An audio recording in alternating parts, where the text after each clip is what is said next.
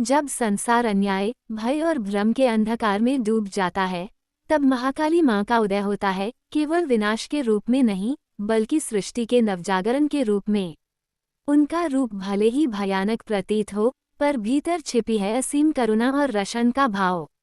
वे वह शक्ति हैं जो अज्ञान को निगलकर ज्ञान का प्रकाश फैलाती हैं।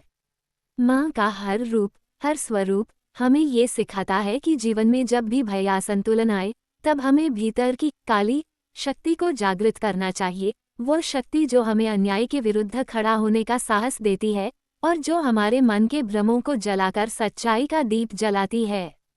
महाकाली की करुणा केवल दया नहीं, बल्कि जागृति का वरदान है।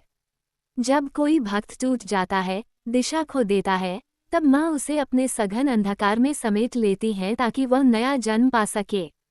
उनका क्रोध विनाश के लिए नहीं, बल्कि बुराई के शुद्धिकरण के लिए होता है।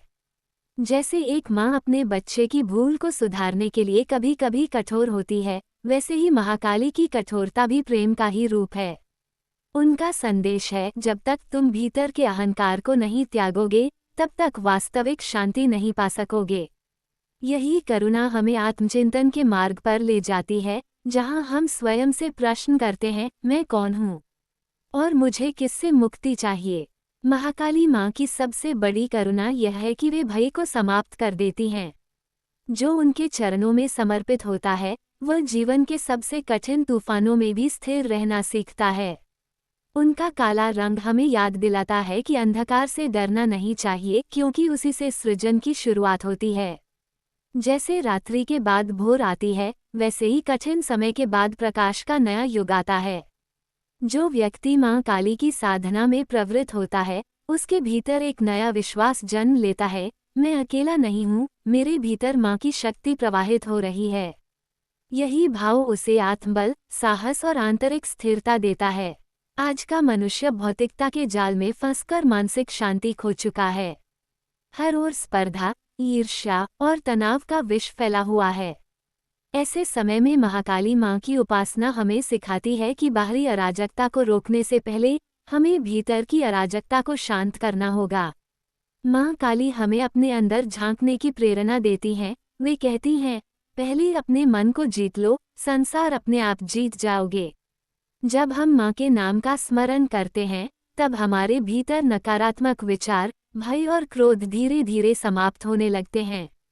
यही आंतरिक परिवर्तन हमें समाज में प्रेम, सहानुभूति और संयम फैलाने की शक्ति देता है।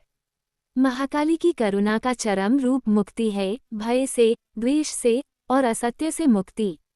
उनकी कृपा से जीवन का उद्देश्य स्पष्ट हो जाता है।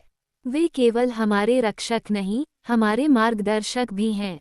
जो व्यक्ति माँ की शरण में आता है, वो समझता है कि हर दुख, हर परीक्षा एक आशीर्वाद है जो हमें और मजबूत बनाने आई है। माँ की भक्ति केवल पूजा नहीं, एक साधना है, अपने भीतर के अंधकार को पहचानकर उसे प्रेम और सत्य में परिवर्तित करने की प्रक्रिया। जब ये साधना पूर्ण होती है, तब व्यक्ति को भीतर एक ऐसी शांति का अनुभव होता है जिसे कोई बाहरी वस्तु नहीं दे सकती।